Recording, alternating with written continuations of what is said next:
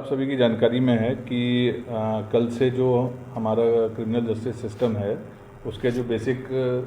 3 major criminal acts हमारे हैं जो जिसको हम लोग आईपीसी, सीआरपीसी और इंडियन एविडेंस एक्ट के नाम से जानते हैं, जो कि आपको पता है कि काफ़ी पुराने एक्ट्स हैं। अब उसमें आधारभूत बदलाव करते हुए उनकी जगह पे 3 हमारे नए कानून जो हैं, भारतीय न्याय संहिता,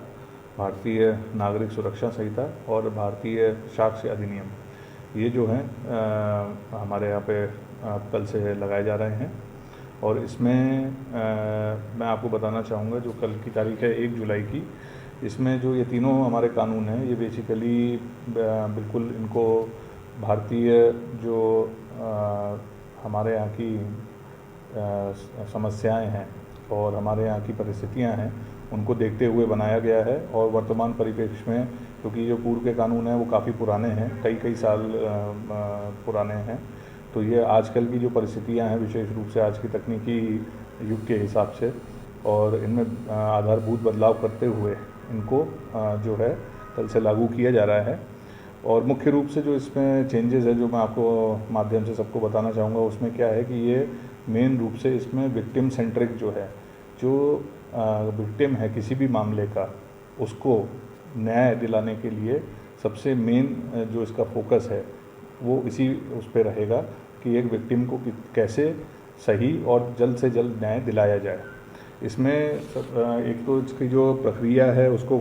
पारदर्शी बनाया गया है और साथ में एक निर्धारित समय सीमा भी तय की गई है। पूर्व में कई बार ये था कि केसेस काफ़ी लंबे लंबे चलते थे, पुलिस के पास इन्वेस्टिगेशन में काफ़ी समय से रहते थे, उसके बाद जब कोर्ट में जाते थे तो वहाँ पे भी उनका ट्रायल में और निर्णय होने में काफ़ी समय लगता था।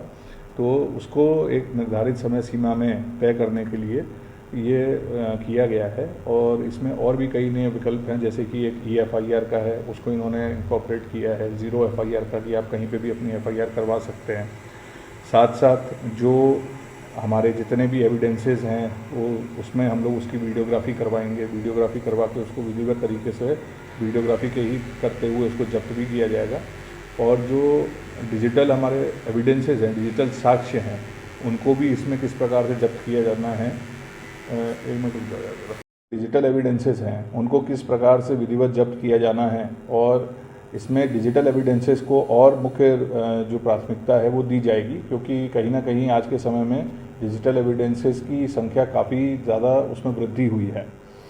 दूसरा इसमें है कि जो महिलाओं और बच्चे हैं उनको लेकर जो कानून पूर्व में आईपीसी में दिए गए थे, उसमें भी काफ़ी इसमें इनको सख्त किया गया है। और उसमें कई, जैसे मैं उदाहरण के लिए बताऊं कि नाबालिग बच्ची के साथ गैंग रेप में मृत्युदंड तक की इसमें सज़ा प्रावधान दिया गया है। इसी प्रकार अन्य मामलों में जो भी ऐसे अपराध महिलाओं बच्चों के प्रति किए जाते हैं उसमें भी सज़ाओं का और अपराध जो हैं वो उसमें मेंशन किए गए हैं। इसके अलावा जो आपके फरियादी हैं या जो आपके साक्ष्य हैं, उनके जो बयान हैं उनको भी इलेक्ट्रॉनिकली माध्यम से रिकॉर्ड करने का प्रावधान है। और साथ में जब ट्रायल भी होगा तब भी वो अपने एविडेंसेस ज़रूरी नहीं कि अपने मौके पे आके दें, वो अपने इलेक्ट्रॉनिक माध्यम से भी कोर्ट में अपने आप को रिप्रेजेंट कर सकते हैं। तो इसमें कई बार जो पहले पूर्व में समस्या आती थी कि लोगों को जिन्होंने स्टेटमेंट दिया है केसेस में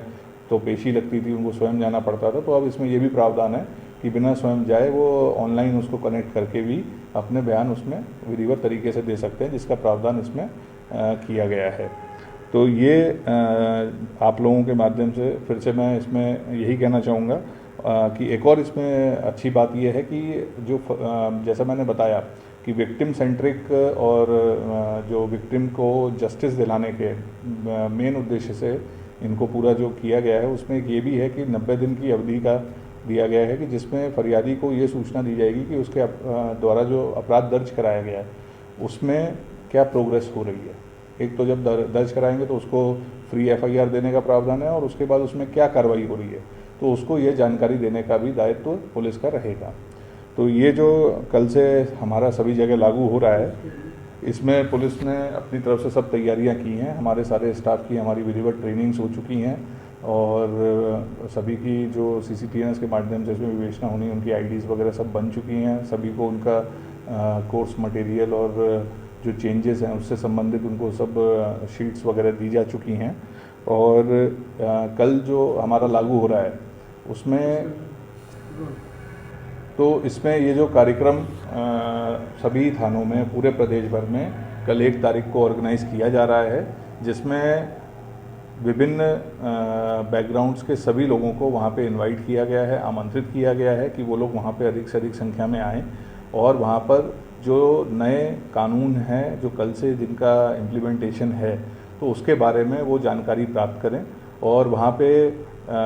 कानून विशेषज्ञ भी रहेंगे, हमारे पुलिस के विशेषज्ञ भी रहेंगे, तो वो उनको जानकारी देंगे कि पुराने और नए में क्या बदलाव हुआ है और आने वाले समय में जनता किस प्रकार से इन कानून के विषय में जानकारी प्राप्त करके अपने उपयोग हेतु कैसे उनका यूज़ कर सकती है, इसके बारे में बताएंगे। तो मैं पुलिस अधीक्षक मुरैना होने के नाते आप सभी से ये अनुरोध करता हूँ कि आप सभी लोग जो भी आपका निकटवर्ती थाना है वहाँ पर प्रयास करें कल अधिक से अधिक समय में पहुँचने का, अधिक से अधिक संख्या में पहुँचने का, ताकि आप वहाँ पे उपस्थित होकर जो भी वहाँ पर आपके थाने में जानकारियाँ दी जाएं इस नए कानून के तहत में, उसके बारे में जानकारियाँ लें ताकि आने वाले समय में इन कानूनों का आप लोग बेहतर तरीके से उपयोग कर सकें और स्वयं के लिए या आपसे संबंधित यदि किसी व्यक्ति के साथ कुछ गलत होता है तो उसको उचित न्याय दिलाने में उसका सहयोग कर सकें। धन्यवाद।